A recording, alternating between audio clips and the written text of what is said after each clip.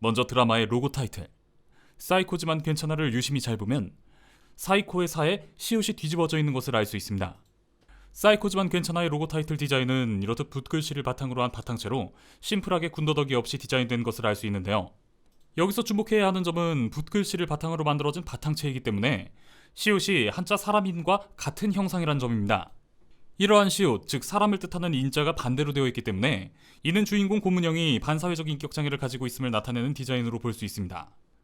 그리고 이 로고 타이틀 디자인을 잘 보면 자간이 굉장히 좁다는 걸 알 수 있습니다.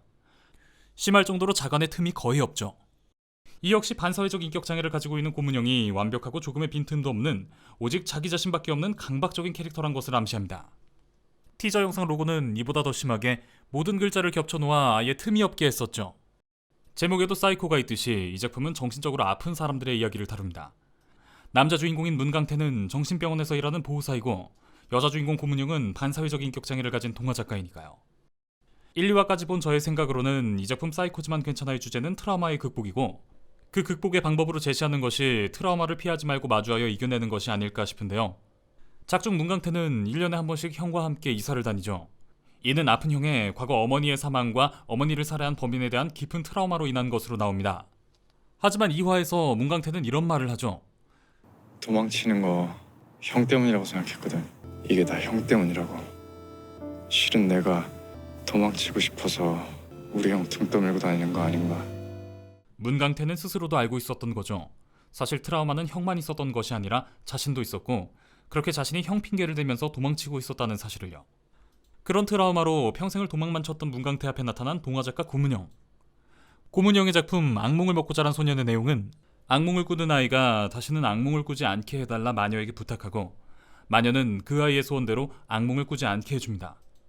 하지만 그렇게 악몽을 꾸지 않고 자라 어른이 된 아이는 조금도 행복하지 않았고 어른이 된 아이는 다시 마녀에게 왜 악몽을 꾸지 않게 되었는데 자신은 행복하지 않은 거냐 묻자 아프고 고통스러웠던 기억을 가슴 한구석에 품고 살아가는 자만이 더 강해지고 뜨거워지고 더 유연해질 수 있다. 행복은 바로 그런 자만이 쟁취하는 거다. 그러니 잊지 말고 아픈 기억들을 이겨내라고 마녀가 말해주는 이야기입니다. 이 이야기를 한 문장으로 요약하면 도망치는 곳에 행복은 없으며 정녕 행복해지길 바란다면 도망보다는 그 트라우마를 다시 정면으로 마주하고 이겨낼 용기가 필요하다 정도 되겠네요. 이런만 봐서는 많은 정신병 환자들을 돌봐온 문강태가 반사회적 인격장애를 가진 아슬아슬 위험한 여자 고문영을 안정적으로 이끄는 내용이 될 것 같았지만 실상은 트라우마로 고통받고 언제나 이로부터 도망만 치던 나약한 문강태를 트라우마를 마주하고 이겨낼 수 있게끔 고문영이 변화시키는 내용이 될 것 같네요. 즉, 이 작품 사이코지만 괜찮아를 악몽을 먹고 자란 소년에 그대로 대입해본다면 악몽을 꾸지 않고 어느새 어른이 된 아이는 애써 아픈 기억을 피해 도망만 다니다 어른이 된 영혼이 자라지 않은 아이 문강태이고 그런 아이에게 아픈 기억들을 마주하고 또 이겨내야 비로소 행복한 사람이 될 수 있다고 말하는 마녀가 고문영인 셈입니다. 사이코지만 괜찮아 1화 시작에 나오는 애니메이션 동화가 바로 고문영의 이야기인 걸 유추해볼 수 있는데요. 애초에 태어나기를 남들과 다르게 태어난 한 아름다운 아이를 사람들은 불길하게 여기고 피할 뿐이었죠. 유일하게 그 아이를 진심으로 좋아했던 아이마저 떠나자 언제나 곁에 있던 죽음의 그림자가 이렇게 속삭입니다. 네 옆엔 아무도 있을 수 없어. 넌 괴물이거든. 그 사실을 절대 잊지 마. 알겠니? 이 속삭임의 모든 걸 체념하고 스스로 마녀가 된 아이는 이렇게 말합니다. 엄마. 이 이야기가 고문영의 이야기가 맞다면 지금의 마녀 고문영이 있게 한 데에는 바로 이 속삭임의 주인공 죽음의 그림자가 굉장히 큰 역할을 했다는 걸 알 수 있습니다. 그리고 내 엄마라는 대사를 통해 우리는 바로 그 죽음의 그림자의 정체가 고문영의 엄마 도이제란 것을 알 수 있습니다. 고문영의 엄마 도이제는 범죄소설의 왕으로 오래전 실종되어 사망 처리된 인물로 나옵니다. 그로 인해 서쪽 마녀의 살인은 미완의 작품으로 남게 되는데요. 자, 이제부터는 저의 뇌피셜이 많이 가미된 추측 부분입니다. 저는 이 작품 사이코지만 괜찮아가 라이먼 프랭크바움의 동화 오즈의 마법사를 오마주한 작품이 아닐까 생각합니다.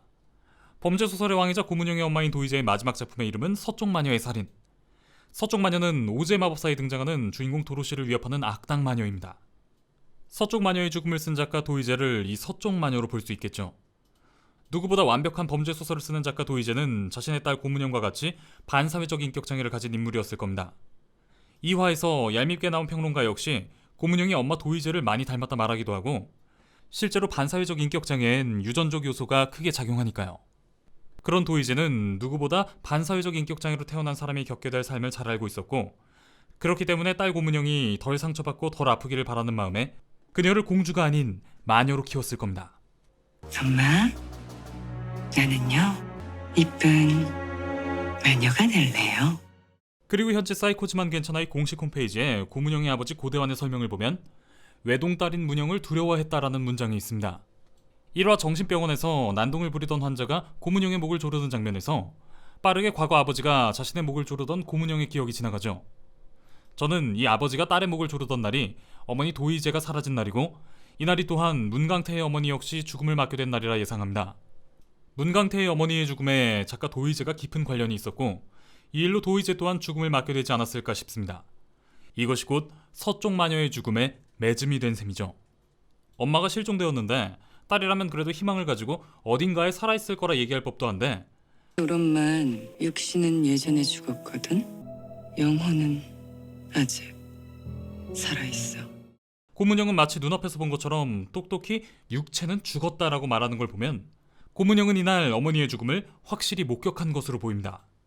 육체는 죽었지만 영혼이 살아있다는 건 반사회적 인격장애를 그대로 이어받아 그녀에 의해 마녀로 만들어진 자신이 살아있는 한 내 안에 엄마의 영혼이 살아있다는 거겠죠. 그리고 아마 고문영의 아버지 고대환은 사랑하는 아내 도희제를 반사회적 인격장애를 가진 두려운 딸 고문영이 죽였다 생각했거나, 혹은 반사회적 인격장애로 결국 사람을 해친 자기 엄마처럼 사람을 죽이는 괴물이 되지 않을까 하는 생각에 목을 조르지 않았을까 생각됩니다. 이에 고문영은 자신을 믿어주지 않고 두려워하여 죽이려 한 아버지를 미워하게 된 것이겠죠. 홈페이지상의 도희제의 설명을 보면 건축가인 고대환이 건축한 숲속의 성에서 흔적도 없이 사라졌다는 언급이 있습니다. 아마도 죽은 서쪽의 마녀 도희제는 이를 설계한 남편 고대환에 의해 마치 이 동화 같은 이름의 숲속의 성 어딘가에 숨겨진 것으로 예상됩니다. 잔혹 동화의 결말인 셈이죠. 그리고 실제로 오즈의 마법사를 보면 서쪽 마녀가 살고 있는 곳은 숲속의 성이었습니다. 이날의 사건은 분명 고대환에게 커다란 트라우마가 되었을 겁니다. 결국 고대환은 이 트라우마의 고통으로부터 벗어나고 싶었고, 그로 인해 결국 기질성 치매에 걸리게 된 것이죠. 트라우마를 정면으로 마주하지 못하고 영원한 도망을 해버리게 된 겁니다. 오즈의 마법사의 시작은 회오리 바람을 타고 집채로 오즈의 나라에 떨어지는 도로시의 이야기로부터 시작됩니다. 이때 도로시의 집에 동쪽 마녀가 깔려 죽게 되는데, 이 충격적인 모습을 보고 처음에 사람들은 도로시를 마녀라 부르죠.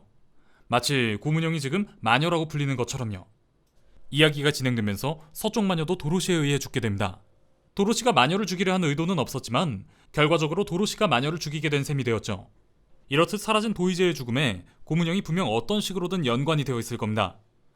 오즈의 마법사의 결말은 도로시가 신은 빨간 구두의 마법의 힘으로 마녀가 없는 다시 원래의 세계로 돌아가 행복하게 잘 산다는 내용인데요. 이 화의 마지막 장면, 빨간 구두를 신고 직접 문강태를 찾아간 고문영의 장면은 바로 빨간 구두를 신고 행복을 찾기 위한 여정을 떠난 도로시의 모습과 겹쳐 보입니다. 이제야 내 빨간 구두를 찾았어. 고문영이 계속해서 문강태에게 집착하는 이유는 간단합니다. 모두가 마녀라고 하며 두려워하는 존재인 자신을 처음으로 진심으로 좋아해준 타인이었고, 이후 겁을 먹고 도망갔지만 그럼에도 불구하고 먼저 다시 찾아와 같은 눈빛의 여자를 알고 있었고 또 좋아했었다라고 말한 것으로 문강태가 트라우마를 마주하고 극복해낼 용기가 있는 사람이라고 생각했기 때문에 그가 트라우마를 이겨낼 수 있게끔 도와주고 싶어진 것이죠. 낳아준 아버지마저 자신을 두려워하고 도망가 버렸는데, 자신을 좋아해주고 그런 자신에게 제발로 다시 돌아온 사람은 문강태가 유일했기 때문입니다. 줄까 말까. 때문에 당연히 외롭고도 외로운 고문영은 문강태에 집착할 수밖에 없는 겁니다. 그리고 이 작품 사이코지만 괜찮아는 계속해서 나비를 강조합니다. 나비가 죽였어. 이게 죽일 놈이 나비. 이게 뭔데? 나비 포옹법. 이 작품이 트라우마의 극복과 정신적 성숙에 관한 이야기라고 할 때 이 나비의 의미는 미완에서 성숙해지는 인고의 과정을 계속해서 강조한다는 것으로도 해석해 볼 수 있겠는데요. 또한 이 작품이 그 배경을 정신과 병원으로 하고 있다는 점에서 자연스럽게 로르샤흐 잉크 반점 검사를 연상하기도 합니다. 로르샤흐 잉크 반점 검사는 정신의학계에서 환자의 심리 상태를 검사할 때 하는 일종의 테스트로 데칼코마니의 좌우대칭 잉크 반점을 보여주고 이것이 무엇으로 보이는지 대답하도록 하여 그 반응을 보는 진단 방법인데요. 이 그림들을 통해 나비가 연상되는 것은 아주 자연스러운 반응이죠. 짝중 고문형이 선글라스를 끼고 나오는 장면을 보면 언제나 그 모양이 나비 모양입니다.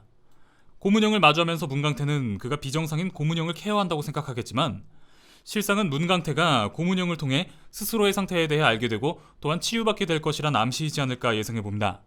고문형을 마주하는 것이 로르샤의 잉크 반점 검사지를 보는 것처럼 말이죠. 사이코지만 괜찮아를 보면 유독 두 남녀 주인공이 서로 마주보는 장면 연출이 상당히 많습니다. 끝나는 장면 역시 두 사람이 마주보는 장면으로 끝이 나고 끝나고서도 한 번씩 더 강조해서 굳이 보여주죠. 이 또한 나비와 관련되어 있습니다. 나비는 마주보는 한 쌍의 날개가 있어야 날 수 있죠. 부족한 두 사람 서로가 서로를 보완해 비로소 완벽해질 수 있다는 걸 암시하는 연출입니다. 고문형 역의 서예지의 키가 170cm로 꽤나 장신 여배우인데요. 이는 180cm의 키인 배우 김수현과 힐을 신고 마주보았을 때 데칼코마니처럼 거의 똑같은 신장으로 화면에 담아져야 하는 연출적인 이유가 꽤나 반영된 캐스팅인 것을 알 수 있습니다. 물론 단지 신장 말고도 목소리와 외모 역시 아름다운 마녀라는 컨셉의 고문형에 서예지가 그 누구보다 잘 어울리는 캐스팅이기도 하지만요. 자, 여기까지가 저희 사이코지만 괜찮아 1, 2화 분석이었습니다. 재밌게 보셨다면 구독, 좋아요, 알림 설정 한 번씩만 부탁드릴게요. 감사합니다. 앞으로 두 사람이 서로가 서로를 어떻게 변화시킬지 정말 궁금해지는데요.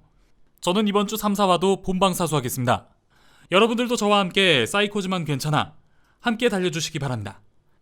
그럼 지금까지 미노타우루스였습니다.